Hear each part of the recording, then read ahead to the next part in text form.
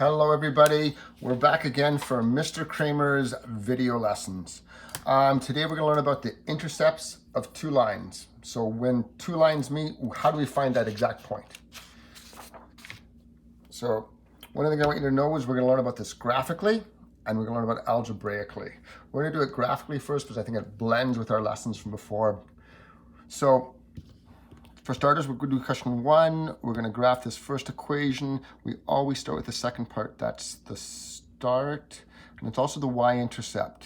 So we find the y-axis and we go up one. Bang, that's our first point. Second thing is that's the slope. It's 2 over 3. Remember, the 2 is the rise. The bottom number is the run. So we go over 3, 1, 2, 3. We go up 2, 1, 2.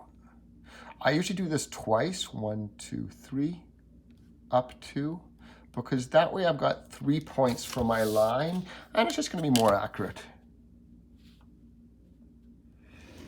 So that's our first equation.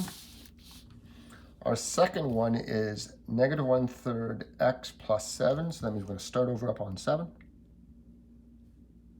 And we're going to go over 3, down 1. 1, 2, 3, down 1. Over 3, 1, 2, 3, down 1. Why is it down? Because it's negative. So we got our points. And we can clearly see that we're intersecting. Our intercept is right there. It's important that you label that spotted. There's the x value and the y value. So our x is over there, which is 6. If you count it, 1, 2, 3, 4, 5, 6. So that's a 6. And how far up? 1, 2, 3, 4, 5. So our intersection point is 6, 5.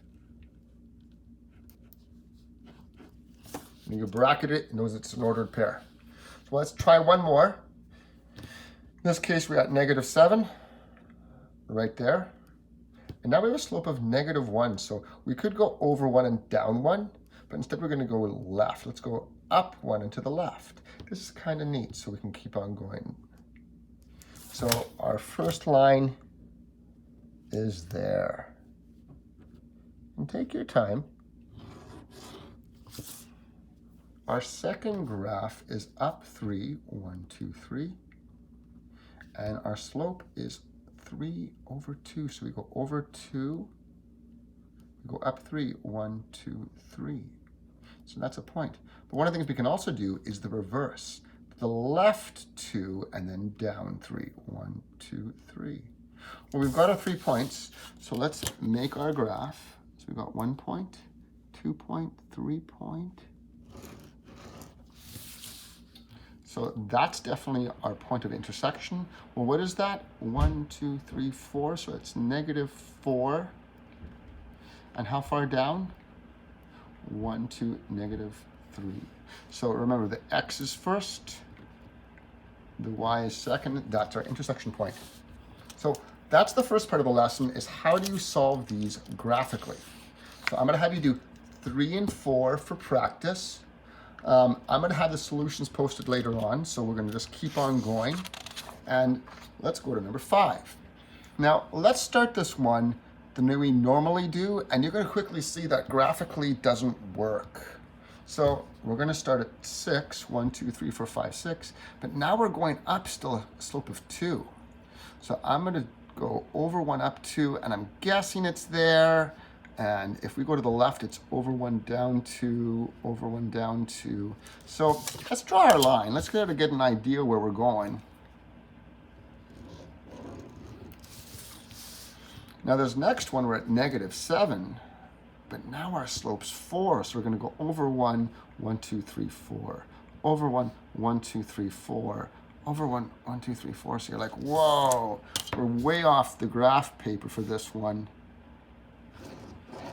Like, our intersection is way over there, so we're like, it's hard to figure out. So we're going to solve this algebraically.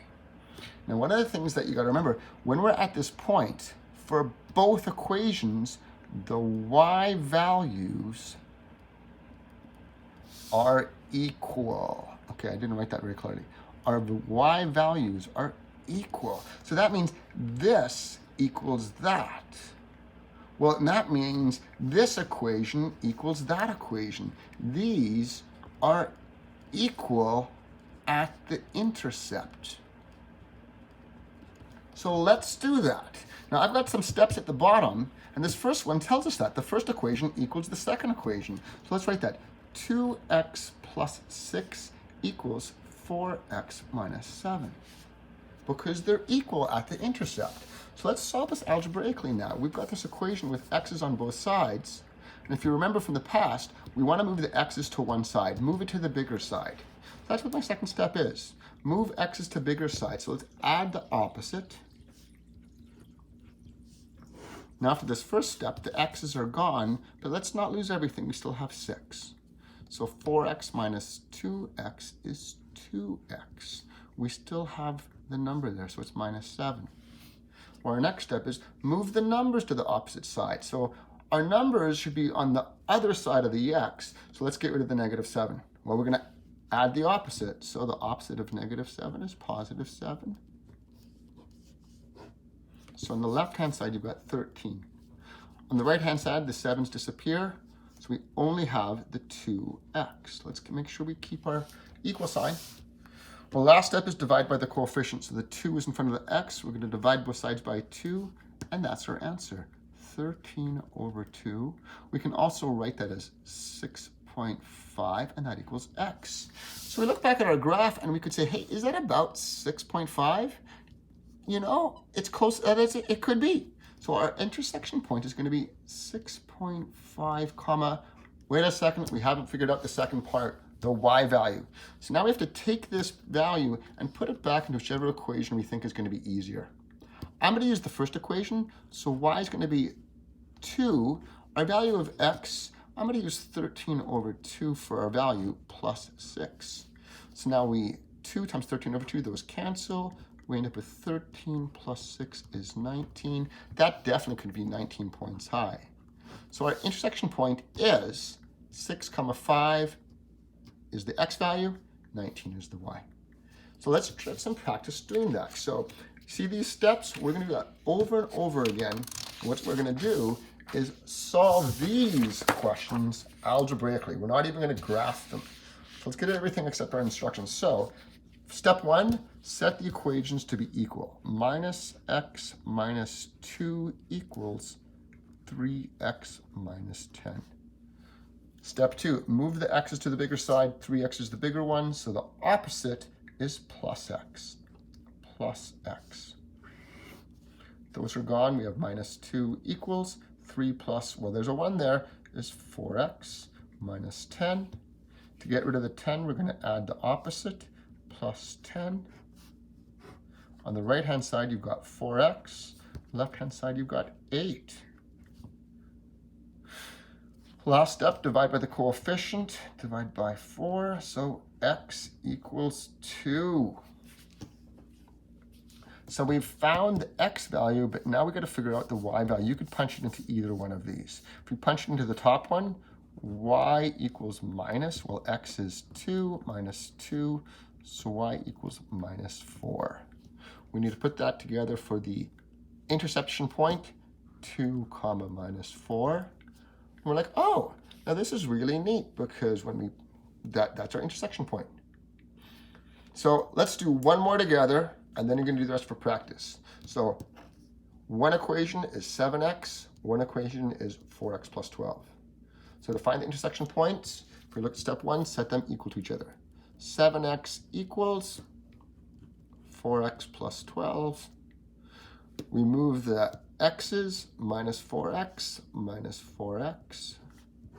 On the left-hand side, you've got 3x equals, on the right-hand side, you just have 12. There is no more movement, so we can skip step 3. We're going to go right to step 4, divide by 3, x equals 4.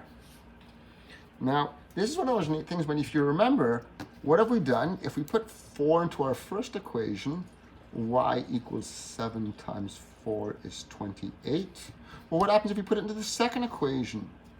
Well, y equals 4 times 4 plus 12, which is 16 plus 12, which is 28. That's exactly right. When we have the same x value, we have the same y value. We have found the intercept. So it's 4,28. But what's nice is that wouldn't fit on a graph. So we're done our lesson now. So please finish off the rest of the questions, which is 8, 9, 10, 11, 12, 13, 14, one more, 15. And just so you know, I've given you an extension question that relates to last day's class. I will post the solutions to this on Wednesday or Thursday. And I hope you had a good lesson. Please call me or email me or post me any questions you've got. Thank you very much.